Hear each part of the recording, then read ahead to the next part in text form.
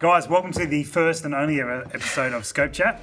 I am here at Beretta. We've got Dave. Dave, how are you? I'm doing good. Yourself? Good. You may remember Dave from such videos as Centurion Challenge. Yes. Or juggling, if you've been following our channels. But today, we're here in a more professional environment. You could say that. I mean, we could. This is the Steiner M7XI IFS. This is a 4-28 by 56. Now, I'm familiar with the M7XI to some degree, but this is got a whole sort of thing growing off the end of it. So, yes. You want to take us through what this looks like as a scope, and then what this is all about as well. So the scope is the M7XI. So as you'd be aware, and maybe some of the folks out there watching, top tier scope. Optics on it are, well, second to none, I would argue. Nice. Big, burly, scope. 34mm tube, 34mm tube, first focal plane, a range of reticles available, some of the most popular being the MSR2 and the Tremor 3. Illuminated. Big ones. Yes, and it is illuminated as well. 0.1 mil increments on your windage and elevation turrets. That's a loud click. I'm sure that very audible. Very simple but effective second rotation indicator. Oh, okay. It's let's try that out.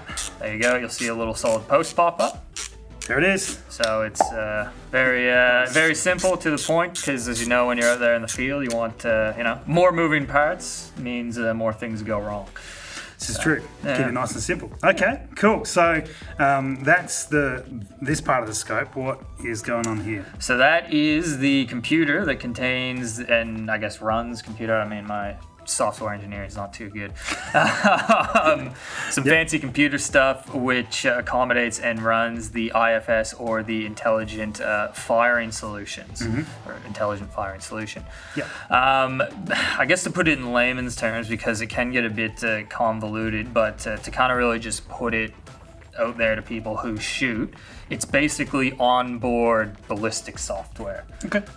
So I guess instead of maybe having to look at your phone or your Kestrel screen to get your dope, that's all stored inboard in there on this computer. Okay. And then there's a heads-up display, which I'm sure will have sort of some footage of how you go through this and navigate your way.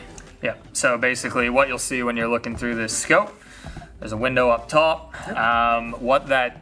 Basically what it does is that display will show you, based on the ballistic data you're currently using, because you can put a number of different guns into this computer, or ballistic profiles, whatever you would prefer to call them. And based on what profile you're running while you're using the scope, the distance you're dialed for will show up on the display based on what you've actually dialed on the mechanical turrets. Oh, okay, I see that. Yeah. So say your scope is zeroed at 100 meters. When you're on your zero, it'll say 100, and then say I'm just going off some common 6.5 numbers I've had in the past.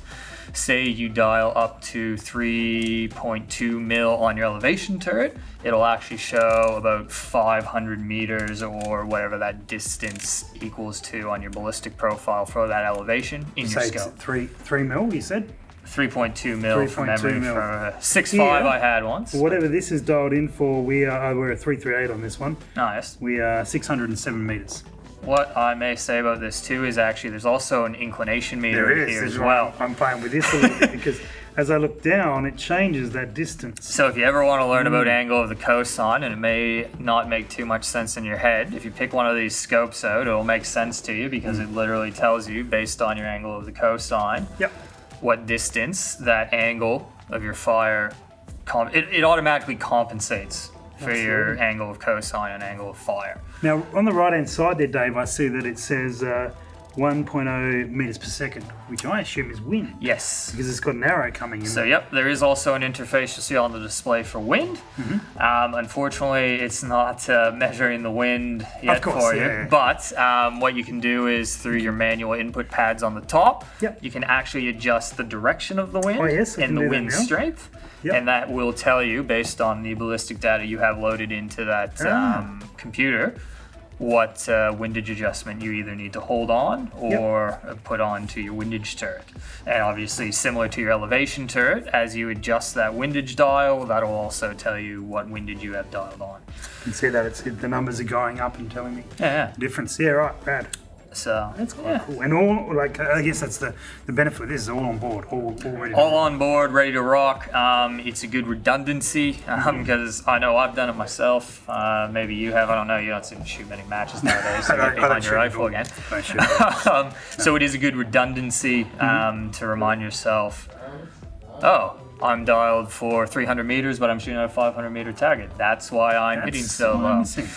Because I've seen that happen a few times in comps where people can't really figure out what's going on. Then they, after a whole stage of sinking a lot of money into the ground, they walk away and go, "Oh, right, yeah. Yeah, I forgot to dial. Yeah. Okay. Shoot." I imagine this also comes into range for real long range, and I know that there is Ben Jarrett, Long Gun Project, did a video on these as well, which I'm sure we will link to at the end of this video, or up in that corner up there somewhere. Definitely worth going. He did an in-depth breakdown on actually sort of making shots and stuff with it. So, yeah, it's a cool one. I've never been hands-on with one. It's kind of good to actually see them. They're not cheap, but you get a whole lot for it, and they're a solid baseline scope to start with.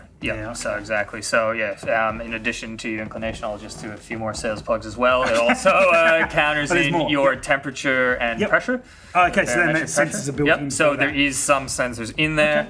Okay. Additionally, too, if you feel like really investing in your shooting, you can also link this via Bluetooth to a set of Steiner rangefinder binoculars. Oh, okay. You mentioned earlier extreme long range. That's where this sort of thing really starts to come into its own.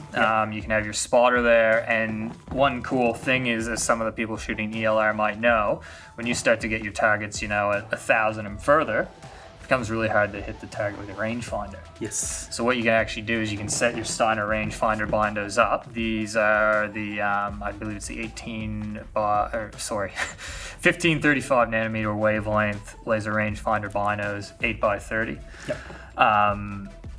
They have a Bluetooth transceiver. What you can do is you can get your Steiner Connect app, and what you do is actually press the button on the phone. You can press the button on the phone, so you can set your rangefinder binos up on target, step back, hit range. Perfect. It'll range them, and then actually too, if you link it up with your scope via Bluetooth, it'll actually pop up on here what distance you need to adjust your scope to.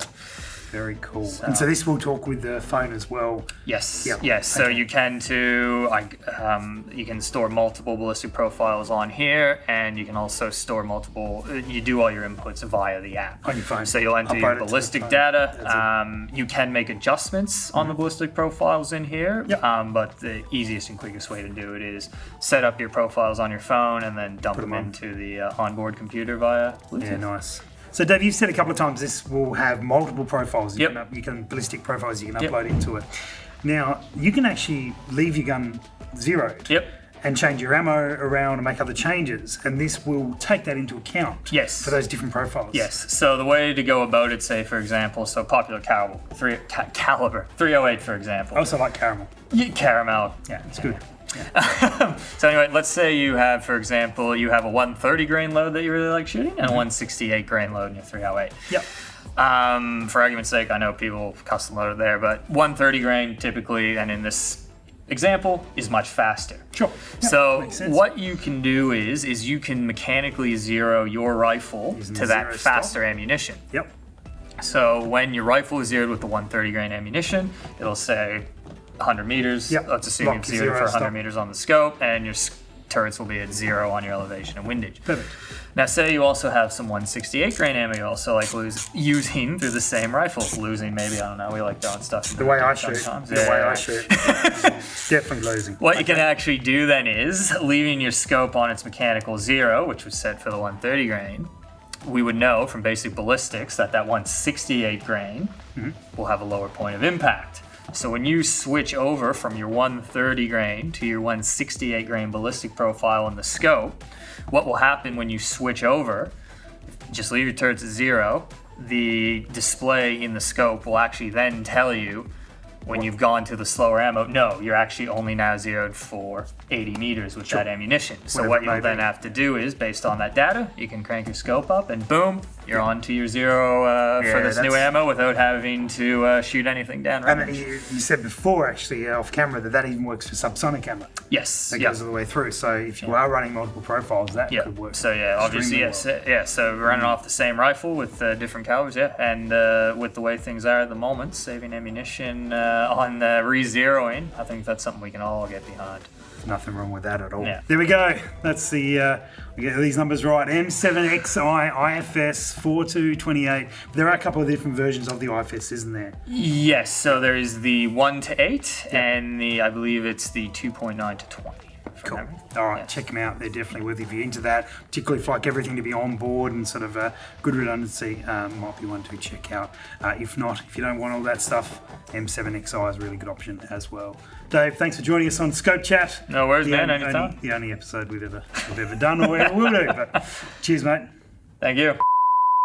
Scope Chat. Hello, welcome to Scope Chat. Scope Chat. Never seen Scope Chat, eh? He's never watched Scope Chat before. It's like no one has. Yeah, no, I haven't watched Scope Chat.